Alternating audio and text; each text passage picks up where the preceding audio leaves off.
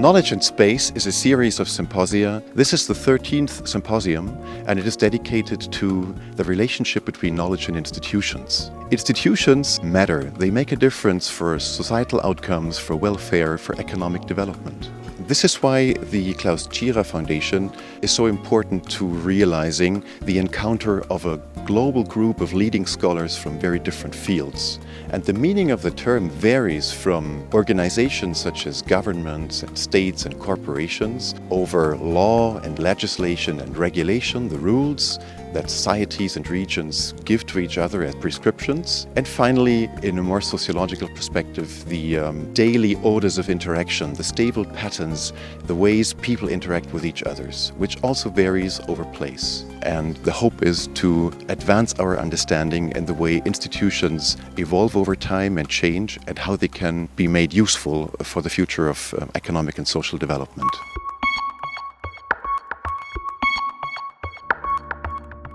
All over the world today, we have universities that turn out excellent engineers. But the extent to which those people get to be creative with their knowledge and create technological change depends on the institutions. If you take an engineer from Silicon Valley and you put them in Munich, they won't be able to do the same things that they can do in Silicon Valley, and in the other direction as well. So it's a question of the knowledge inside a human system. And so you need to copy the knowledge, but most importantly, you need to copy the ways of doing things. Well, space is really at the heart of institutional thinking, because institutions are actually processes of institutionalization where you have these meaning systems and structures and practices move across time and space. And so space is really very important, but in actuality, institutional theories did not explicitly relate to space. So I think this conference is very important, bringing space to the fore. How can institutions change? There are different ways. And one is, of course, through changes in laws. So institutional actors, when they have power, they can establish new rules from which new patterns of behavior will be established, and they can change over time. But there's also processes where institutions can develop from bottom up through, let's say, discoveries of new technologies in a region where firms may collaborate. When others discover these are really very valuable technologies, they may copy this, and so successful practices may then spread and develop further, and then in the end it become maybe institutionalized through new rules at a later point.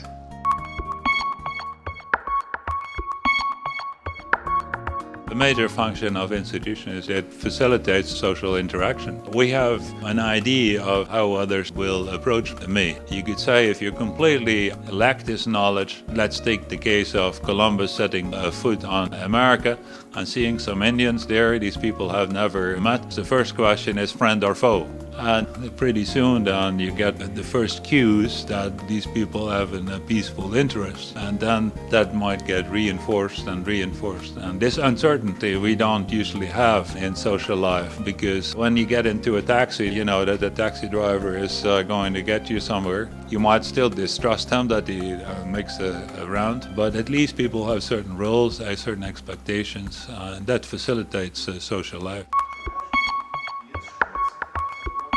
I learned that we need to have a broader scope and a broader set of methodologies to understand institutions. We tend to, in organizational sociology, study institutions as isolated individual entities, one at a time. But this multidisciplinary conference has suggested that no, we need to look at ecologies of institutions interacting with each other.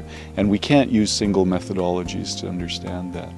1 in 2 euros that has been spent on regional development in the European Union has gone to transport infrastructure and mainly to motorways, airports, etc. The problem is that the returns of that infrastructure has been very limited. Countries that have invested heavily, like Portugal or Spain, have converged to a certain extent, but not to the extent that was expected. Why is that? Poor institutions lead to decisions of investing in types of infrastructure that might have small or returns that are political returns for those making the decisions, or for the groups that collude in, let's say, in corruption schemes with politicians, but do not benefit the collectivity and the region in the medium and long term.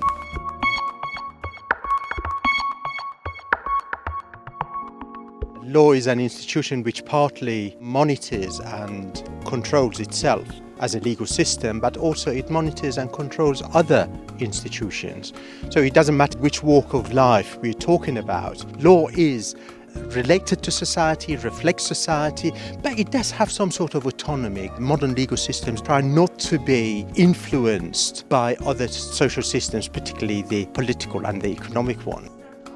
But the reason why I really think history matters is not so much because we can learn from the past, but because the past is conditioning the ability, the direction, and the rate of change. So I think the economic system evolved in a path-dependent manner. So what happened in the past is conditioning what we can do today. In war zones, institutions do attempt to normalize the situation by bringing in usual rituals such as Easter, Christmas, there's Kentucky Fried Chicken and Pizza Hut. What we're arguing is that may actually be making the experience worse. Bringing in those normalization rituals, we have an example of somebody who had to transport a leg which had to be amputated to the mortuary, and on his way to the incinerator came across the head of the camp in an Easter bunny suit carrying Easter eggs. And so that experience of the attempt to normalize can actually accentuate the absurdity and the difference. And as a result, about 30% of military personnel tends to come back with psychological problems of some sort. A lot of the classic studies of entrepreneurship, why people become entrepreneurs, have been very psychological. And my key argument is that we're missing a big part of the picture by just looking at that level of analysis. That a lot of what explains entrepreneurship has to do with cultural or institutional factors. And you can see that in terms of rates of variation in entrepreneurship across countries, variation in people's attitudes towards whether being an entrepreneur is a good thing or not. And there's even evidence that when you take people from one country and they immigrate to another, they show some of the same kind of attitudes towards and tendencies to become entrepreneurs they had in the original country. So it's not all contextually driven. I mean, you carry it with you. The program here is under Peter Meusburger and Klaus Schürer Foundation.